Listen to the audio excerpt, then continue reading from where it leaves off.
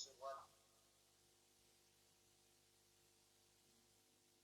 qu'elle fasse tomber sur les derniers éléments.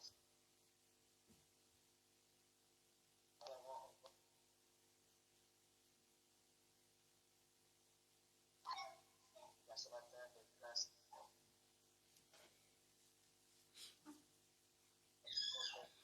qui restent.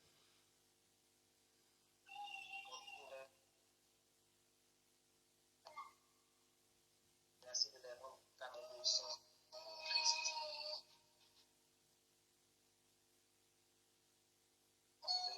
Christ. Dans le sens, il a un esprit ce matin. À saisir la parole claire. Merci de nous éclairer ce matin. Dans le nom.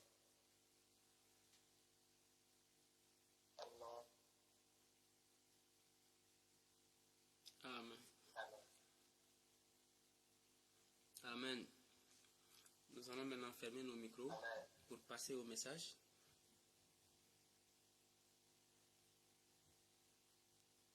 Alléluia. Père éternel, nous te bénissons et nous te rendons grâce. Parce que ce matin encore, tu nous as parlé de la foi qui repose sur ta puissance, de l'enseignement que l'Esprit donne et du langage de l'Esprit. Nous te disons merci, Seigneur, de manifester ta puissance au milieu de nous, afin de libérer les captifs et que de ramener les cœurs, les esprits, les pensées, de les ramener captives à l'obéissance à Jésus. Te disons merci pour le Messie que tu nous as donné, pour ce puissant Sauveur que tu as suscité parmi nous, pour l'œuvre parfaite qu'il a accomplie, une fois pour toutes, de ce qu'il est venu au secours du genre humain, de ce qu'il est venu secourir les pécheurs que nous sommes pour nous délivrer et nous faire participer à ta nature divine. Que toute la gloire te soit rendue au siècle des siècles. Amen. Alléluia. Ce matin, nous allons rapidement parcourir, n'est-ce pas, les textes de l'Évangile qui nous donnent un enseignement précieux pour nous aider dans notre marche quotidienne. Nous allons ouvrir nos Bibles dans l'Évangile de Matthieu et prendre le chapitre 16. Nous lirons à partir du verset 24, mais nous allons plus parler du verset 26. Je lis Matthieu 16 à partir de 24. Alors Jésus dit à ses disciples, « Si quelqu'un veut venir après moi, qu'il renonce à lui-même, qu'il se charge de sa croix et qu'il me suive. Car celui qui voudra sauver sa vie la perdra, mais celui qui la perdra à cause de moi la trouvera. Et que servirait-il à un homme de gagner tout le monde s'il perdait son âme? Ou que donnerait un homme en échange de son âme? Car le Fils de l'homme doit venir dans la gloire de son Père avec ses anges. Et alors il rendra à chacun selon ses œuvres. Je vous le dis en vérité, quelques-uns de ceux qui sont ici ne mourront point, qui n'aient vu le Fils de l'homme venir dans son règne. » Alléluia. Matthieu 16, nous avons lu à partir du verset 24. Alors, le verset 26 de Matthieu 16 nous dit ceci. « Que servirait-il à un homme de gagner tout le monde s'il perdait son âme? Ou que donnerait un homme en échange de son âme? Que donnerait un homme pour racheter son âme? Que donnerait un homme pour que son âme soit sauvée? Jésus nous dit que si quelqu'un veut marcher après lui, veut venir après lui, veut venir à sa suite, pas venir devant lui, pas le précéder, le suivre, afin que lui-même nous conduise. Si nous voulons que Jésus nous marche à la suite de Jésus, il dit, tu dois renoncer à toi-même et prendre ta croix et le suivre. Mais beaucoup ont préféré venir après Jésus en prenant le monde, en cherchant d'abord à gagner le monde, en venant avec l'esprit du monde. Jésus dit, nous devons prendre notre croix afin d'être crucifiés nous-mêmes par rapport au monde et que le monde soit également crucifié pour nous. C'est ce que nous le lisons dans le livre des Galates, la lettre aux Galates. Alors, il dit, à quoi servirait-il à un homme? Quelle sera l'utilité pour un homme? Et ici, on ne parle pas de l'utilité pendant que tu es en train de jouir. Pendant que tu es en train de jouir de tout ce qui est agréable dans le monde. D'avoir de la notoriété, la gloire, n'est-ce pas? Tout ce que le monde peut offrir. On ne parle pas de l'utilité pendant que tu es en train de jouir. Mais on te parle ici de l'utilité finale. Et quand on parle de l'utilité finale, on parle de à quoi cela te servirait-il dans la dimension de l'éternité.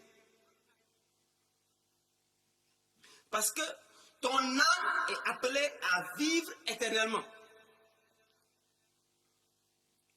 Ton âme, je le répète, est appelée à vivre éternellement. Mais que servirait-il que tu aies amassé, que tu aies gagné le monde entier, que tu aies obtenu tout ce que tu convoitais sur cette terre-là? À quoi cela te servirait-il dans la dimension de l'éternité? À quoi cela servirait-il à ton âme? Il dit, s'il perd son âme. À quoi cela servirait-il à un homme s'il doit perdre son âme? C'est-à-dire que gagner tout le monde entier n'est d'aucune utilité pour ton âme. N'a aucune utilité pour ton âme. Et ce qui en toi convoite et court après les biens de ce monde, c'est ce que Jésus-Christ demande de crucifier en renonçant à toi-même et en se chargeant chaque jour de ta croix. Il veut que tu renonces à la chair parce que ta chair va courir après le monde. Ta chair court après le monde, ta chair aime le monde. Et cela ne sera pas utile pour ton âme, pour ton avenir éternel. Cela ne te servira à rien. Avoir tout le monde n'empêchera pas que tu meurs éternellement. Et nous allons voir cette mort éternelle, comment la Bible l'appelle. Alors, Christ veut que tu retrouves ta vie, que ton âme soit sauvée. Et il dit, qu'est-ce qu'un homme peut donner en échange de son âme? Si d'aventure tu es parvenu à gagner le monde entier, et j'en doute, et tu crois, ta chair te fait croire que tu peux gagner le monde, tu cours après, mais je doute fort que tu aies réussi à le faire. Mais si d'aventure tu arriverais au cours de ton existence à gagner tout le monde, à gagner tout ce qui est dans le monde, à jouir tout ce que le monde a à offrir, en te rendant compte que ton âme est perdue. Jésus est en train de dire, si tu donnerais tout ce que tu peux imaginer sur cette terre-là, cela ne pourrait pas sauver ton âme. Que donnerait un homme en échange de son âme? Parce que l'homme ne pourra donner que ce qu'il a. Si tu as gagné le monde que tu as gagné ne peut pas payer le prix de ton âme. Parce qu'il est question ici du rachat de ton âme, de la vie éternelle ou de la damnation éternelle. Alors, pendant qu'il est temps, cherche ce qui est utile pour ton avenir éternel. Et Jésus te montre le chemin et te dit, renonce à toi-même. Renonce au monde et charge-toi de ta croix. Meurs, fais mourir les membres qui sont encore sur la terre, afin que tu aies un héritage céleste. Alléluia. Alors, à la question que Jésus pose, que donnerait un homme en échange de son âme? On peut voir ici que l'homme ne peut chercher à donner que ce qu'il a. Et nous savons que dans l'Égypte ancienne, il y avait cet enseignement qui était donné, que pour entrer dans la porte, n'est-ce pas, de la félicité, il fallait venir et offrir au Dieu des richesses d'or, tout ce qu'on a amassé. Et les gens amassaient des trésors et des trésors et des trésors de richesses pour pouvoir les déposer pour le salut de leur âme. Et donc, Jésus fait référence à cette pratique-là. Pas seulement à cette pratique, et toutes les autres pratiques qui sont issues de nos traditions humaines, que nous mettons en exergue. Et chaque jour, nous nous entêtons, nous, de tous les peuples, de toutes les nations, de toutes les tribus, de toutes les langues, nous sommes entêtés à nous contrompant nous-mêmes, en nous séduisant nous-mêmes, que nous pouvons offrir quelque chose en échange de notre âme.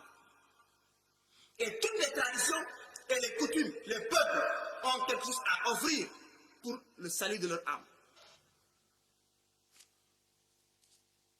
Et nous allons le voir.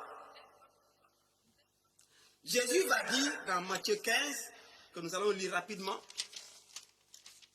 Matthieu 15, nous prenons nos Bibles. Nous allons lire d'abord le verset 3 et le verset 6. Il dit ceci. Il leur répondit, et vous, pourquoi transgressez-vous le commandement de Dieu au profit de votre tradition? Pourquoi transgressez-vous?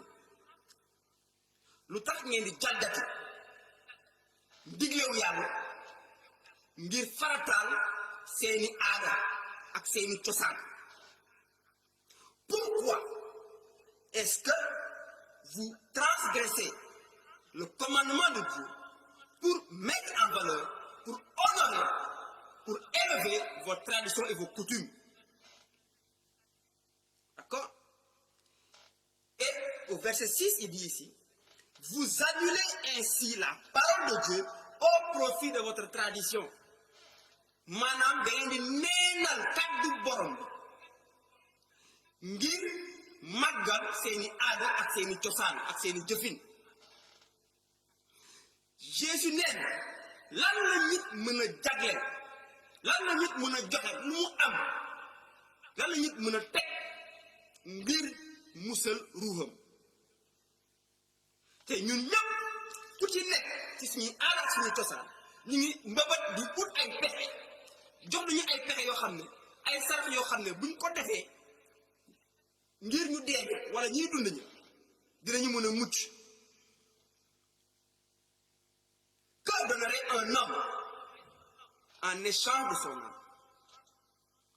Dieu est en train de dire également que l'homme ne peut rien donner pour sauver son âme. Que donnerait un homme? Dieu, il pose la question. Sinon, s'il y avait quelque chose à donner, Dieu allait dire, l'homme, en échange de son âme, donne ceci et donne cela. Mais donc, que donnerait un homme? Parce qu'il n'y a rien à donner. Et ce matin, Dieu veut te libérer du fardeau que tu as mis sur toi. Li nga yenn sa kaw bopp loolu la Yàlla bëgg a teggi ngir nga bañ a tëb bañ a pàkkam li kàddoom wax nga bañ a neenal kàddoom ngir déglu lim la wax nga bañ a tëb nga bañ a dëgër bopp di ut looy joxe ngir Yàlla musal la amul lenn looy joxe Parce que ce qui doit être donné, Dieu l'a déjà donné. Yàlla mooy joxe na ko ba noppi amoo lenn looy joxe du dara doy tuur du xaalis du alal du jikko du ay jëf. Tu n'as rien à donner, ni argent, ni or, ni œuvre, ni trésor, ni caractère. Tu n'as rien à offrir. Dieu a déjà pourvu. Ce n'est pas l'homme qui doit donner quelque chose pour le rachat de l'âme, mais Dieu a déjà donné ce qui est suffisant pour le rachat des âmes. Et si les hommes ne l'acceptent pas, ce qui nous attend, c'est le terrible jugement et l'ardeur d'un feu éternel. Parce que la mort de l'âme dont il est question ici, c'est la mort dans le feu éternel.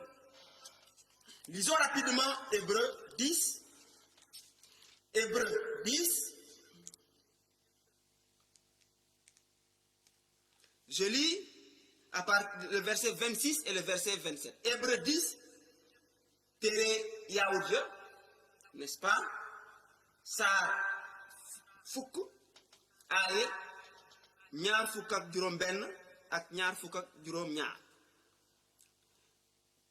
Si nous péchons volontairement, après avoir reçu la connaissance de la vérité, il ne reste plus de sacrifice pour les péchés, mais une attente terrible du jugement et l'ardeur d'un feu qui dévorera les rebelles.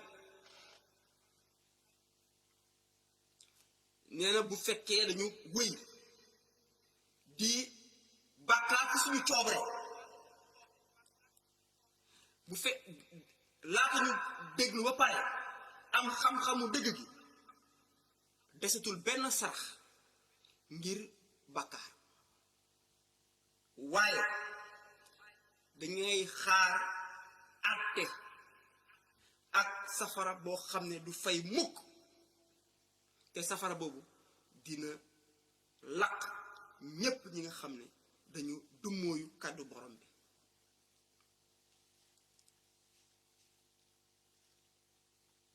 Il est question ici d'un jugement et d'un feu éternel. Alors, ce feu éternel-là ne précède pas le jugement.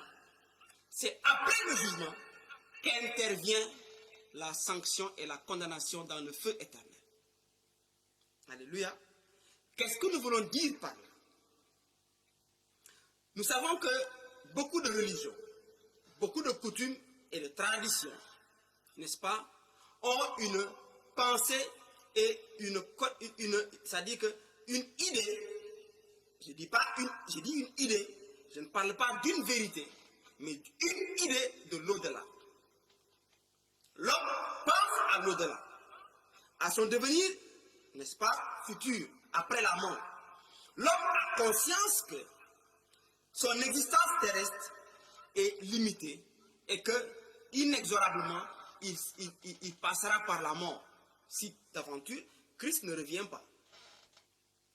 Mais en ce qui concerne l'au-delà, les différentes cultures enseignent que soit on rejoint nos pères, n'est-ce pas, soit il y a quelque chose qu'il faut faire pour être à l'aise, n'est-ce pas, aux côtés de ces pères de nos pères qui nous ont précédés. Et même dans notre tradition, il dit même que quand quelqu'un décède, il faudrait le commissionner, donner des pagnes pour couvrir nos ancêtres qui quelque part grelottent de froid. C'est une idée. Une idée n'est pas forcément une vérité. Alléluia. Alors, les gens ont conscience que la vie est limitée et que la mort frappe, mais personne n'a la vérité, l'assurance de ce qu'est la vie après la mort. Mais les gens font des choses soit pour apaiser les esprits, apaiser les dieux, pour contenter Dieu de diverses manières. Et les traditions ont enseigné aux hommes à donner des choses.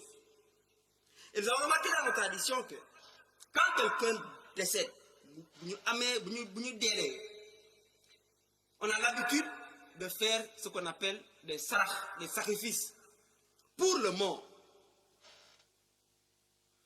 C'est une coutume, c'est tuer des bœufs, des chèvres, des porcs, des moutons, des coqs, mais il faut que le sang soit versé. Et toutes les coutumes, surtout nous en Afrique ici, nous avons ces pratiques-là de verser du sang, de sacrifier des animaux quand quelqu'un décède. Pour lui garantir un bien-être dans l'au-delà. C'est juste une idée, je le répète encore. Ce n'est pas forcément la vérité. Ñun ñëpp ci suñu aada dañuy digle bu nit faatoo ñu saraxal ko may ay sarax bés ba wala bu defee fukkeeli fan ba wala ñeent fukkeeli fan ba on a l'habitude de faire des libations, des sacrifices. Alors, Jésus dit, que donnerait un homme en échange de son âme ou de l'âme de son frère? Et nous les Africains, nous avons répondu, ah Jésus, on va donner les bœufs, les boucs, les taureaux, les moutons, les porcs. Que donnerait un homme en échange de son âme?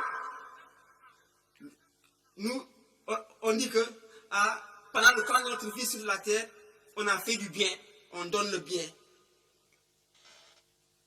Quelqu'un d'autre va dire, que donnerait un homme en échange de son âme? L'autre va dire, ah, moi, j'ai été un homme religieux, j'ai pratiqué tout ce que les Écritures ont dit.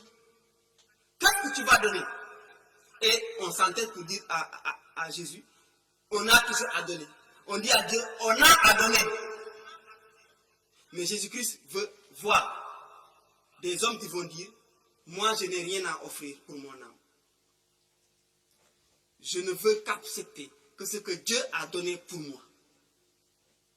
C'est-à-dire Dieu a donné Christ, qui est le sacrifice que Dieu a exaucé. Parce qu'aucun autre sacrifice n'a été accepté par Dieu. Dieu ne reçoit pas le sacrifice des boucs, des taureaux, le sang versé, n'est-ce pas, nos œuvres. Dieu n'accepte rien qui vient de l'homme. L'homme n'a rien à donner à Dieu. L'homme ne peut rien donner à Dieu et que Dieu l'accepte.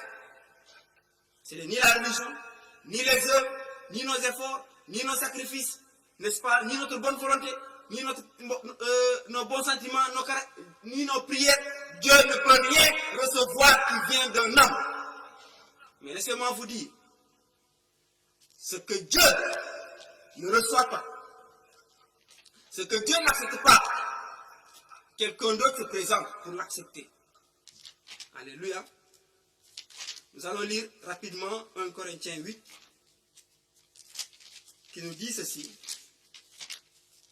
Ce que nous n'acceptons pas, n'est-ce pas?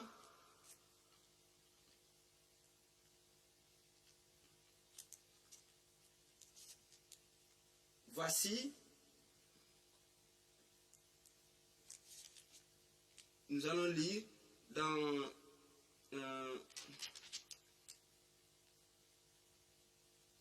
1 Corinthiens qui nous parle de ce qui est sacrifié, on sacrifie à des démons. On est dans 1 Corinthiens 8. Excusez-moi un moment.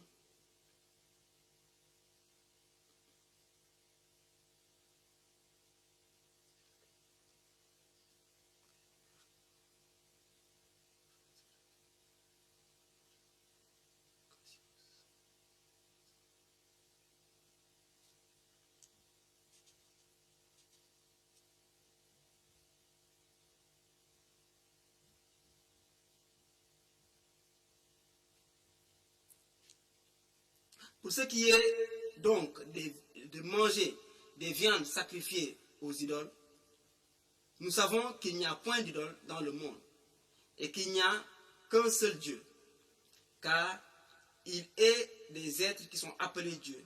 S'il est des êtres qui sont appelés Dieu, soit dans le ciel, soit sur la terre, comme il existe réellement plusieurs dieux et plusieurs seigneurs, néanmoins pour nous, il n'y a qu'un seul Dieu, le Père de qui viennent toutes choses,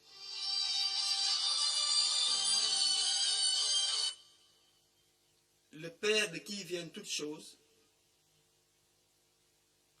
excusez-moi, et pour qui nous sommes, et un seul Seigneur, Jésus-Christ, pour qui sont toutes choses et par qui nous sommes. Mais cette connaissance n'est pas chez tous. Quelques-uns, d'après la manière dont ils envisagent encore l'idole, mangent de ces viandes comme étant sacrifiées aux idoles, et leur conscience qui est faible en est souillée. Ce n'est pas un aliment qui nous rapproche de Dieu. Si nous en mangeons, nous n'avons rien de plus. Si nous n'en mangeons point, nous n'avons rien de moins. Prenez garde toutefois que votre liberté ne devienne une pierre d'achoppement pour les faibles. Car si quelqu'un te voit, toi qui as de la connaissance, assis à la table, dans un temple d'idole, sa conscience qui est faible ne le portera-t-elle pas à manger des viandes sacrifiées aux idoles? Et ainsi, le faible périra par ta connaissance, le frère pour lequel Christ est mort, en péchant de la sorte contre le frère et en blessant leur conscience faible pour vous pécher contre le Christ. C'est pourquoi, si un aliment scandalise mon frère, je ne mangerai jamais de viande afin de ne pas scandaliser mon frère. Alléluia.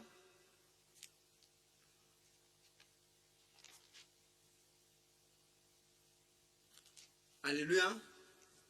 Donc, il dit que les viandes que l'on sacrifie, on les sacrifie pour des idoles.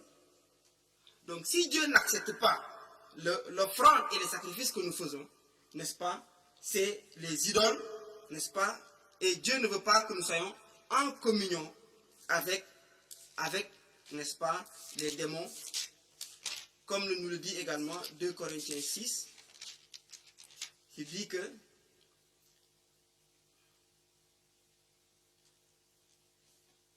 2 Corinthiens 6, il dit, ne vous mettez pas avec des infidèles sous un joug étranger, car quel rapport y a-t-il entre la justice et l'iniquité? Ou qu'y a-t-il de commun entre les ténèbres et la lumière? Quel accord y a-t-il entre Christ et Bélial? Ou quelle part a le fidèle avec l'infidèle? Quelle part y a-t-il entre le temple de Dieu et les idoles? Car nous sommes le temple du Dieu vivant, comme Dieu l'a dit. J'habiterai et je marcherai au milieu d'eux. Alléluia. Et il dit, sortez du milieu d'eux. Ne touchez à rien d'impur et je vous recueillerai. Amen. Alors, les hommes déclarent qu'ils ont des sacrifices à offrir. Les hommes déclarent qu'ils ont une religion à présenter pour sauver leur âme. Dieu dit qu'il n'y a rien à offrir. Et hier, en me rappelant un peu certaines choses que je pratiquais en tant que religieux, et une prière m'est revenue à l'esprit qui dit ceci: Père éternel, je t'offre le corps et le sang, l'âme et la divinité de ton Fils bien-aimé, notre Seigneur Jésus-Christ, en réparation de nos péchés et de ceux du monde entier. Et en méditant sur cette prière, je me suis rendu compte d'abord de plusieurs anomalies. Première anomalie, Jésus dit, que donnerait un homme en échange de son âme? Cette prière dit qu'il offre à Dieu le corps et le sang de Jésus. Écoutez bien, c'est la personne qui prie, qui dit, Père éternel, je t'offre le corps et le sang de Jésus. Pourtant, la Bible nous dit bien que Jésus a dit, ma vie, nul ne la prend, c'est moi qui la donne. Jésus nous dit que lui-même, il s'est offert lui-même à Dieu. Éphésiens 5. Devenez donc les imitateurs de Dieu, comme des enfants bien-aimés, et marchez dans la charité à l'exemple de Christ, qui nous a aimés et qui s'est livré lui-même à Dieu. Pour nous, comme une offrande et un sacrifice de bonne odeur.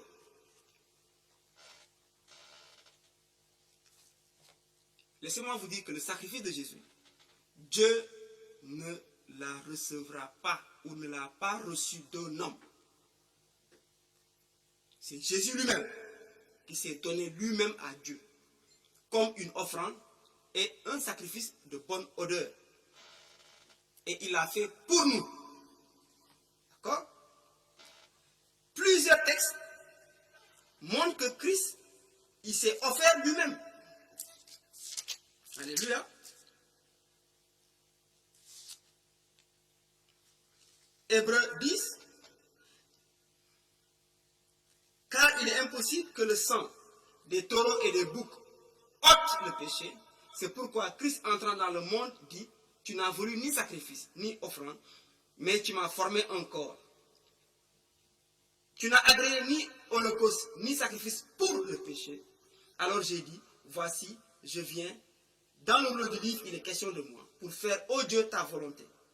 Après avoir dit, tu n'as voulu et tu n'as agréé ni sacrifice, ni offrande, ni holocauste, ni sacrifice pour le péché, ce qu'on offre selon la loi, il dit ensuite, voici, je viens pour faire ta volonté. Il abolit ainsi la première chose pour établir la seconde. C'est en vertu de cette volonté que nous sommes sanctifiés par l'offrande du corps de Jésus-Christ, une fois pour toutes. Combien de fois? Une fois. L'offrande du corps de Jésus-Christ s'est accomplie une fois. Une fois pour toutes. Et il s'est offert lui-même. Alléluia. Verset 12, lui, après avoir offert un seul sacrifice pour les péchés, s'est assis pour toujours à la droite de Dieu. Deuxième anomalie. On ne peut offrir que ce qu'on a. Christ s'est offert lui-même. Il est à la droite de Dieu. Qui le possède pour pouvoir être capable de l'offrir en retour? Pour que Dieu ne reçoive des mains ou de la prière de quelqu'un. Il s'est offert une fois pour toutes. Il a déjà accompli la purification des péchés. Et il s'est assis à la droite de Dieu, dans les lieux célestes. Alors, dire que nous offrons le corps et le sang de Jésus-Christ, et on sait de quoi ça parle du sacrifice de la messe, de l'Eucharistie et du vin de la messe, qui soit que les prêtres offrent chaque jour. Et donc, une première anomalie. Deuxième anomalie, on ne peut offrir que ce qu'on a. Et une troisième anomalie, parmi les autres anomalies qu'on peut voir dans cette prière, on dit que on offre, n'est-ce pas, le sacrifice de la messe, l'Eucharistie, le corps et le sang, pour réparer nos péchés et les péchés du monde entier, y compris ceux qui sont morts. Parce qu'on offre le sacrifice de la messe pour les morts. Comme dans nos traditions, on offre le sacrifice des animaux pour les morts. Alléluia. C'est des choses très difficiles que nous sommes en train de dire, mais il faut qu'on les libère pour que la vérité de la parole puisse prévaloir. Parce que les âmes ont besoin d'entendre la vérité et être libérées. Ceux qui ne veulent pas entendre cette vérité-là, libre à vous. Mais nous prêchons l'évangile. Alléluia.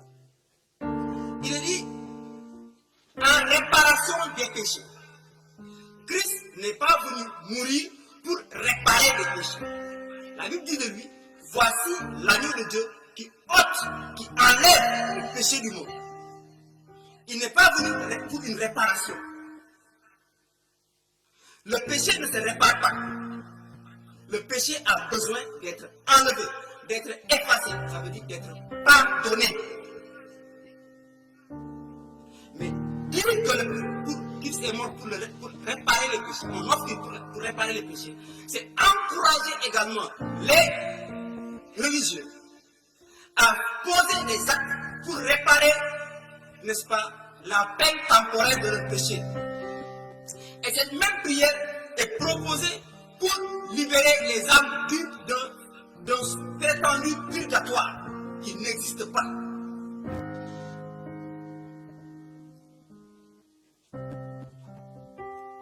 On dit aux gens qu'ils doivent aller en pèlerinage, faire pénitence pour réparer les conséquences de leur péché.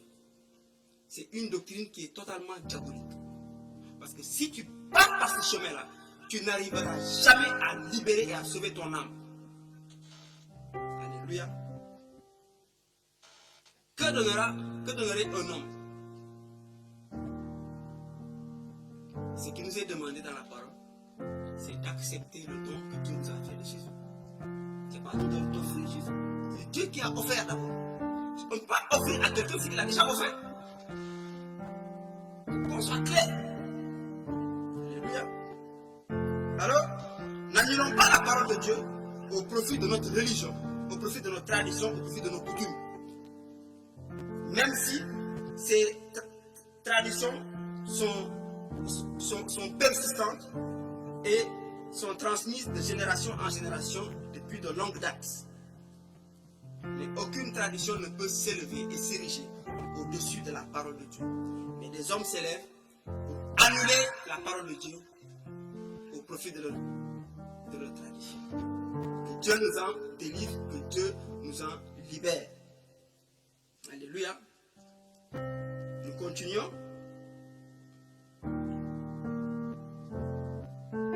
Qu'est-ce qu'un homme va donner au prix de son âme? Alléluia. Nous avons lu dans l'Hébreu qu'il n'y a plus de sacrifice pour le péché. Il n'y en a plus.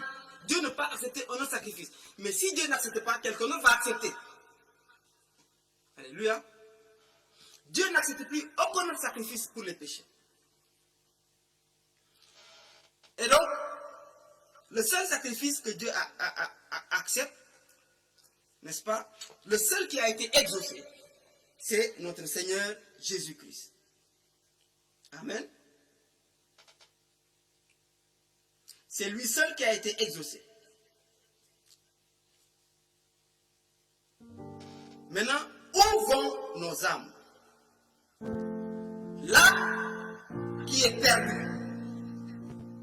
Il dit, à quoi sert à un homme de gagner le monde s'il perd son âme? Mais si ton âme est perdue, où va ton âme? Où va l'âme qui est perdue? Nous avons lu dans Hébreu que si nous rejetons la vérité, il n'y a plus de sacrifice pour les péchés, mais une terrible attente du jugement. Et l'ardente, le feu ardent, n'est-ce pas, qui ne s'éteint jamais et qui dévorera, qui consumera les rebelles. Alléluia.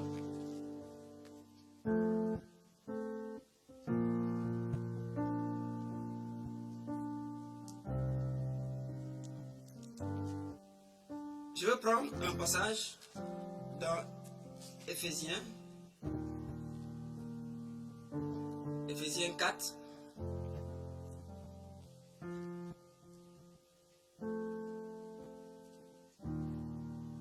Je lis à partir du verset 8. Éphésiens 4.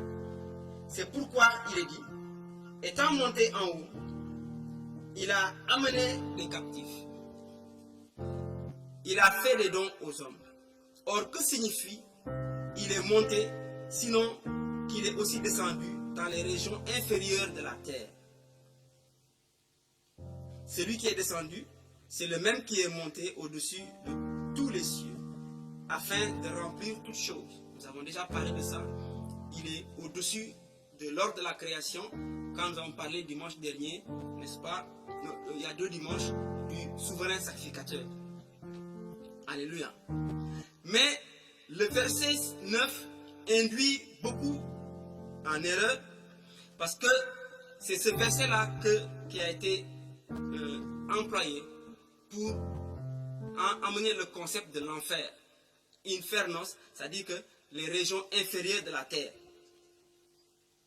Il dit, Christ est descendu dans les régions inférieures de la terre. Ça veut dire, en langage simple, il est descendu au plus bas de la terre, l'échelon le plus bas. Et pour confirmer, Philippiens va nous dire, il n'a pas regardé comme une proie, n'est-ce pas, à arracher, n'est-ce pas, le droit qui l'égalait à Dieu, mais il s'est dépouillé lui-même, prenant la condition d'esclave.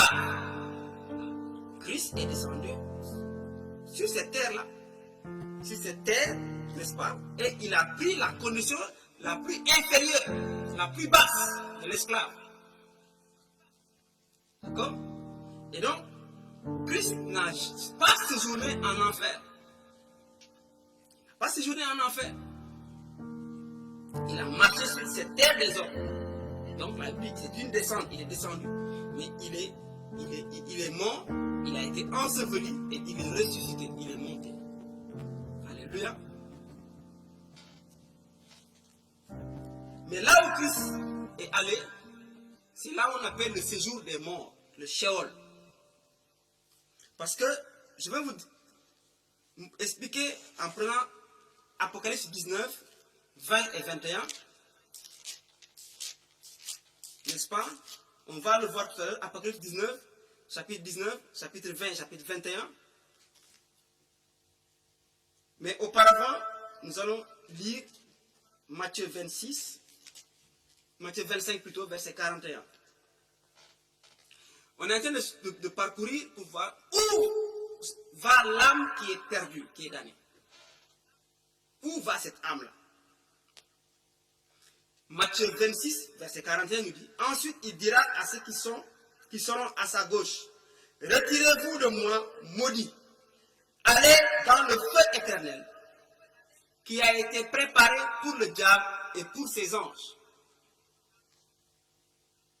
Cette parole-là intervient après le jugement du grand trône blanc, là où Dieu va séparer les boucs d'avec les brebis.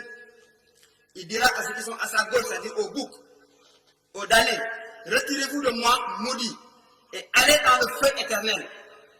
Donc, aller dans le feu éternel intervient après le jugement. Ça intervient après le jugement. Donc, personne ne va encore dans le feu éternel avant le jugement. Aller dans le feu éternel après le jugement. Alléluia. Relisez ce passage-là dans Matthieu 25 à partir du verset 31. Je répète encore que les âmes qui iront dans le feu éternel, ils y iront après le jugement, après avoir été jugés. Hébreux 10 nous a dit, il ne reste celui qui pêche volontairement, après avoir eu la connaissance de la vérité, il ne reste plus pour lui de sacrifice pour le péché. Les péchés volontaires qu'il a accumulés par la suite, mais une attente terrible du jugement et l'ardeur d'un feu éternel qui consumera les rebelles. Le jugement d'abord, après le feu. Allons rapidement dans Hébreux 9. Nous allons lire le verset 27 et le verset 28. Hébreux 9, nous lisons. Et comme il est réservé aux hommes de mourir une seule fois, après quoi vient le jugement. Il est réservé aux hommes de mourir une seule fois, après quoi vient le jugement.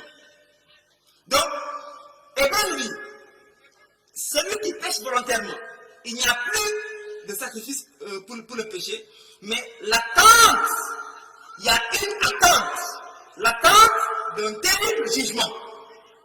Parce que le jugement là va condamner tous les rebelles. Aucun homme ne va échapper au jugement. C'est pourquoi il dit un terrible jugement.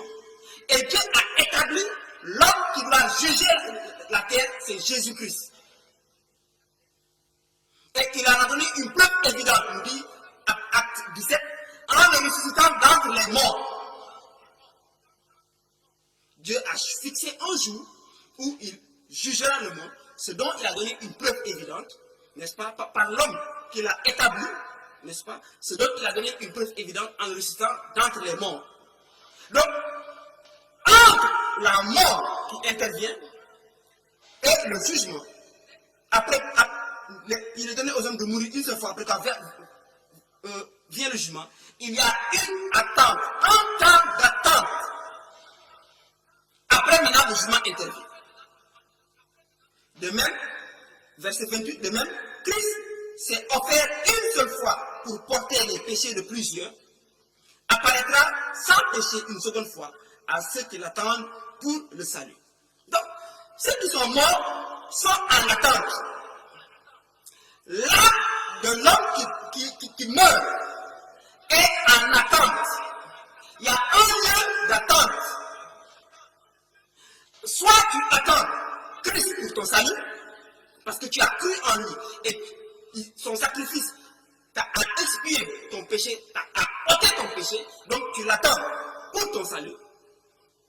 Soit tu es dans le camp des rebelles qui ont rejeté le sacrifice de Jésus-Christ et qui ont prétendu qu'ils peuvent offrir des sacrifices, vivre une vie de religieux, n'est-ce pas? Présenter une vie pure, se purifier eux-mêmes, rejeter le sacrifice de Jésus-Christ. Pour eux, il y a l'attente du jugement. Mais c'est un jugement terrible parce qu'ils ne vont pas échapper. Et la sentence sera maintenant de passer par l'ardeur, n'est-ce pas, de ce feu éternel qui ne s'éteindra pas, mais qui consumera les rebelles, comme le disent les Écritures. Donc, dans les deux cas, il y a une attente. Il y a une attente. Et ce lieu d'attente, la Bible l'appelle le séjour des morts. Ce qui est dit en grec le Sheol. Le séjour des morts. Et quand vous allez lire le passage, disons, de Luc 16, qui parle du riche et de Lazare, quand Lazare est mort, les anges l'ont porté dans le sein d'Abraham. Il était dans le lieu de l'attente pour attendre ceux qui attendent pour le salut. Mais l'autre, il était dans le lieu d'attente où il était tourmenté, n'est-ce pas? Parce qu'il attendait le jugement terrible. Bien vrai qu'il a voulu que les gens interviennent, mais Christ a montré que celui qui est dans ce lieu-là, il ne peut pas intervenir pour les affaires, n'est-ce pas, les affaires terrestres. Il dit, ils ont Moïse et les prophètes qui les écoutent. Alors nous qui sommes des prophètes de Christ du temps actuel, si tu n'écoutes pas l'évangile que nous professons, l'attente du jugement, tu seras dans le lot de ceux qui vont attendre le jugement terrible. Alléluia. Donc, nous te disons, à partir de ces passages-là, que les âmes qui meurent sont en attente. Soit tu attends Christ pour ton salut, ou bien tu attends le jugement. Tu attends Christ pour qu'il vienne te juger. Alléluia. Donc, on va prendre encore d'autres passages qui parlent maintenant de ce feu. Matthieu 26 nous dit que allez dans le feu, n'est-ce pas, qui a été réservé pour qui? Dans le feu éternel qui a été préparé pour le diable et pour ses anges. Ce feu éternel-là, Dieu ne l'a pas préparé pour les hommes, mais il a juste préparé pour le diable et pour les anges rebelles, les démons. Mais dans ce feu éternel-là, ceux qui sont en attente ne sont pas encore. Donc ça veut dire quoi? Ce feu éternel-là, que les gens appellent enfer, n'est-ce pas? L'enfer, il n'y a pas de mot enfer ici, dans la Bible, mais on parle d'un feu éternel, n'est-ce pas? Il n'y a encore aucun occupant. Ce lieu actuellement est vide. Alléluia. Et les premiers pensionnaires de ce lieu du feu éternel qui ne s'éteint jamais, on va les voir dans la succession. Qui sont les pensionnaires qui iront là-bas? On a déjà vu que les hommes, ils seront jetés, envoyés après le jugement du grand trône blanc, qui n'est pas encore intervenu. Nous lisons dans Apocalypse 19, le verset 20. Et la bête fut prise, et avec elle le faux prophète, qui avait fait devant elle les prodiges par lesquels il avait séduit tous ceux qui avaient pris la marque de la bête et adoré son image. Ils furent tous les deux jetés vivants dans l'étang ardent de feu et de soufre. Voici les premiers pensionnaires de ce lieu de damnation éternelle. La bête et le faux prophète. Ce sont les premiers pensionnaires. Les premiers occupants de ce lieu-là, c'est la bête et le faux prophète selon Apocalypse 19, verset 20.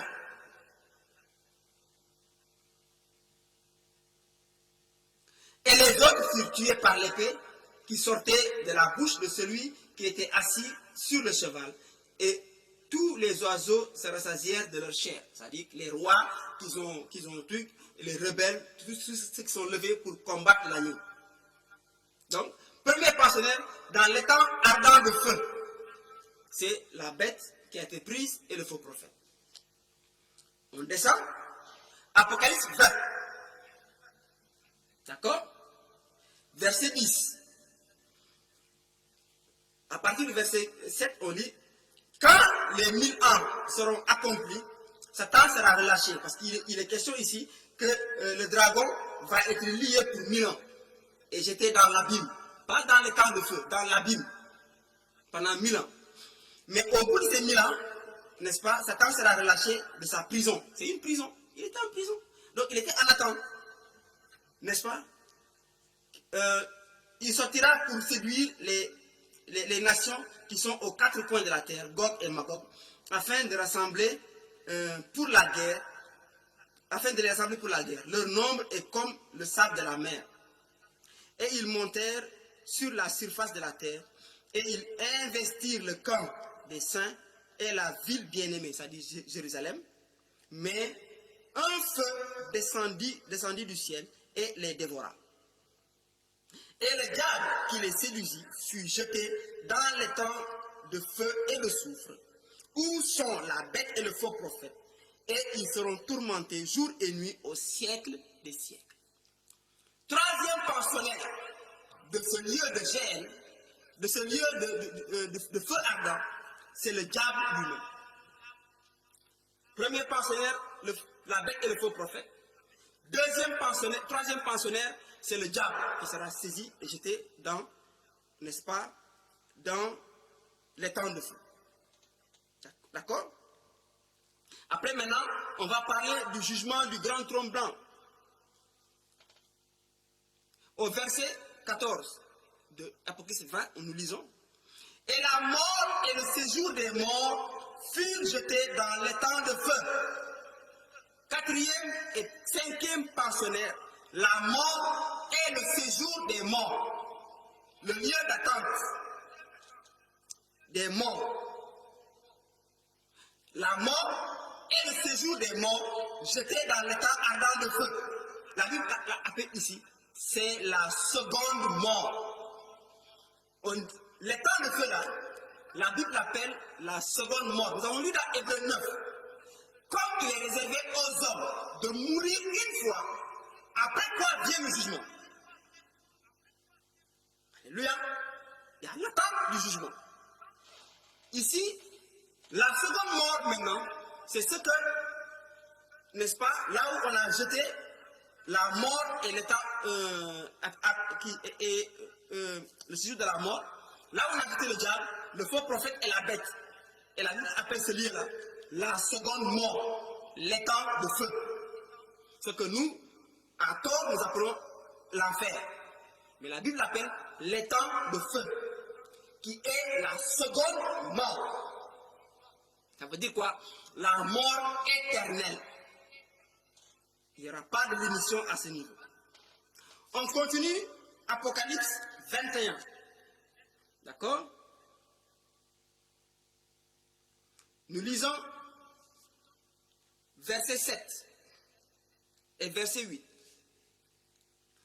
Celui qui vaincra héritera ces choses.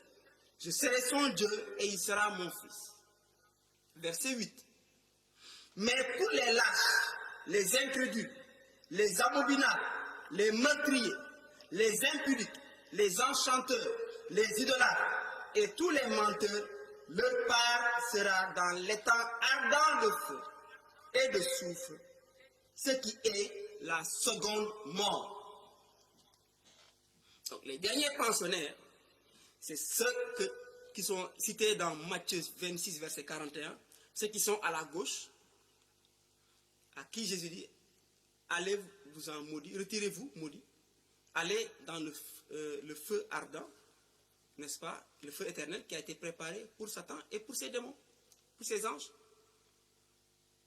Donc, les hommes qui seront condamnés seront jetés dans l'étang de feu.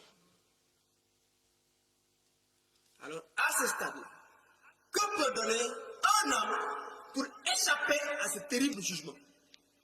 Si tu nies le sacrifice de Jésus-Christ, si tu rejettes la parole de Dieu, et tu t'entêtes à suivre ta tradition et tes coutumes, qu'est-ce que tu as à donner? Personne n'échappera.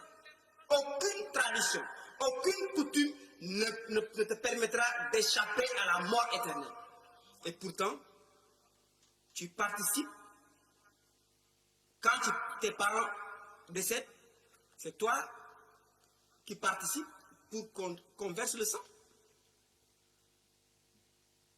Qu'est-ce que tu vas donner? L'homme ne peut rien donner. C'est Dieu qui a donné Christ. L'agneau de Dieu qui ôte le péché du monde. Et seul son sacrifice est valable et accepté dans les lieux célestes pour ôter le péché du monde. Nous en avons parlé 2 dimanches derniers. Quand Christ a dit à Marie-Madeleine, femme, ne me touche pas, parce que je ne suis pas encore monté vers mon Père et votre Père, vers mon Dieu et votre Dieu. Il est allé avec son propre sang pour faire l'expiation des péchés et il a été exaucé. Et il est revenu, n'est-ce pas, pour maintenant bénir les croyants. Donc la Bible dit, il a libéré les captifs et il a fait des dons aux croyants. Il nous a libérés de la captivité du péché. Donc rien ne peut supplanter Christ. Ce que je te demande aujourd'hui, c'est que tu renonces à toi-même, à tes traditions, à tes coutumes, à la religiosité, et que tu acceptes le don de Dieu, Jésus. Seul son sang qui a été versé peut pardonner tes péchés. La Bible dit, sans effusion de sang, il n'y a pas de pardon. Mais pas le sang des animaux, mais le sang de Christ, qui par un esprit éternel s'est offert lui-même à Dieu, qui est seul capable de purifier notre conscience des œuvres mortes pour que nous puissions servir le Dieu vivant. L'étang de feu est une réalité. Mais pendant que nous serons en attente, il n'y aura que 2 possibilités. Soit ceux qui ont cru au sacrifice de Jésus-Christ et qui l'attendront pour le salut, quand Christ paraîtra, ou ceux qui ont rejeté le sacrifice de Jésus-Christ et qui attendront, n'est-ce pas, le terrible jugement. Quelle place est-ce que tu choisis? Vas-tu continuer à rejeter Christ, à t'opposer à lui, à croire à la sagesse et à la philosophie des hommes, à croire ce que les hommes ont enseigné ou ce que l'Esprit enseigne dans la parole de Dieu? Aujourd'hui, si tu entends ces paroles, tu seras un homme ou une femme qui devient inexcusable. Soit tu acceptes Christ, tu perds ta vie, tu perds tes traditions et tes coutumes, et tu retrouves ta vie et une nouvelle identité en Christ comme enfant de Dieu. Dieu a dit, je serai pour lui je serai son Dieu et il sera mon peuple. Je serai son père, je serai ton père et tu seras mon fils. Mais si nous voulons être les fils de nos parents, de nos grands-parents, nous allons les rejoindre dans le lieu d'attente et de tourment. C'est que Dieu veut nous préserver.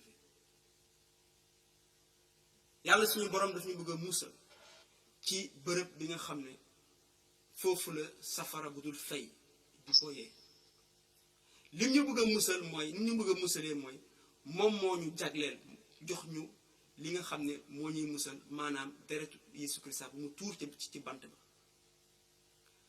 nee na amul lenn lu xam ne nit mun na ko joxe ngir muccal ruuwam du looy saraxe du deretu mala du say jëf du diine du aada du cosaan képp kuy dox ci tànk yooyu weddi dëgg bi nekk ci kàddu borom bi jaarale ko ci sacrifice saraxu Yesu Christa ci bant bi lépp lu la dese mooy nga xaar àtteeb yàlla te àtte boobu amul kenn ku ci mën a mucc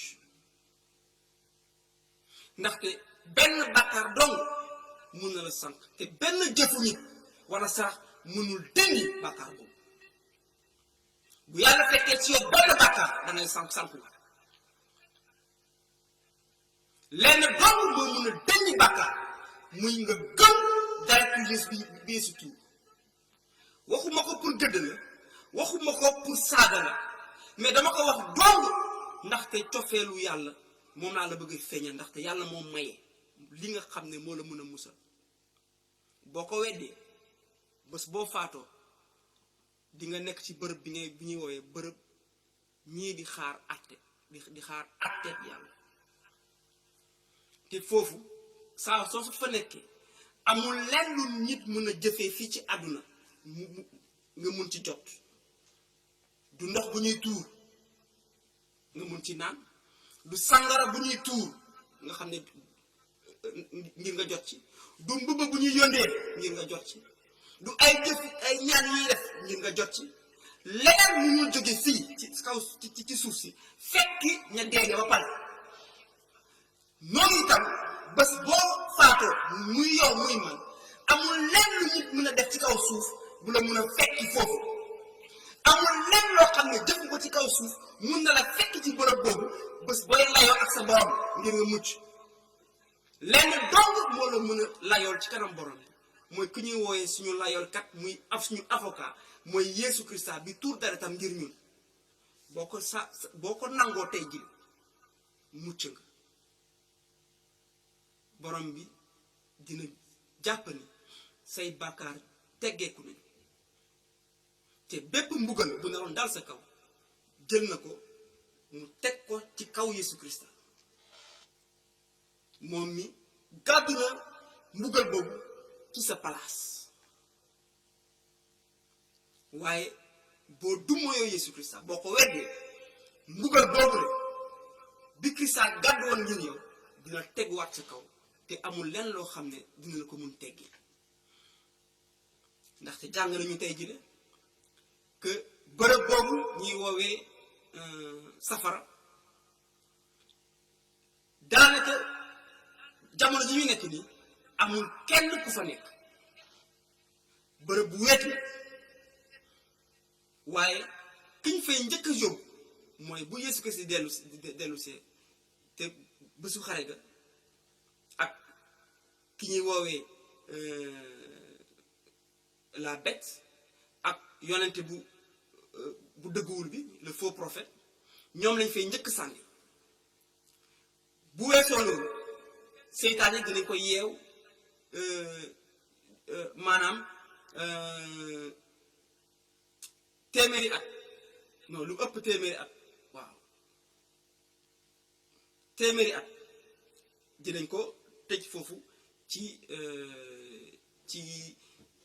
xaw ma nu ñu koy waxee te 1000 ans mooy junni at waaw dinañ ko tëj foofu ci safara soosu junni at nañ ko fa tëj waaye bu junni at yooyu weesoo dinañ ko génnee ca kaso googu mu jóg àndal benn xare ci la ko borom bi di jàpp moom ak ay malaaka mi yu bon yi ak sànni leen ci bërëbu safara boobu bu ñett ñooñu wéyee mu des deega lañ fay sànni ak bërëbu ñu dee ñi fañeen di denc foofu ñuy xaare bu ko weesoo nag bu àtteeb yàlla weesoo ñépp ñi nga xam ne gëmuñoon ci Yeesu Kirista dinañ leen sànni ci bërëb boobu mooy bërëb bu ñëwee safara borom bi bëgg na nga mucc ci bërëb boobu bëgg na nga bañ a dem ci bërëb boobu ci kaw boo nangoo li mu maye mooy doomam Yeesu Krista bi ñëw gàddu say bàkkaar dee ngir yow gàddu sa àtte ak mbugal bi naroon dal sa kaw ngir yow nga mën a mucc. bu fekkee li ñu wax nii dégg nga ko nangu nga ko neer rek borom bi maa ngi tuub samay bàkkaar gëm ni Yeesu Krista nga joxe ngir musal ma. maa ngi weddi bépp jëf bi ma doon def lépp li ma lu ubboon sama xol ngir ma weddi Yeesu Krista waaye daale ko ba si nit ñi ki tey maa ngi koy ubbi sama xol ngir nangu ko nangu li mu jëf gëm ci moom ngir mu musal ma. Yeesu Krista nangu naa la ni sama musalkat nit ki may aar nit ki nga xam ne moo may layool ngir ma mun a mucc ci àtte bii di ñëw. dugal sama xol nekkal sama njiit sama kilifa womat ma soppil sama àdduna sama dund ngir ma dund bu sell dund bi nga xam ne neex na la. Amen.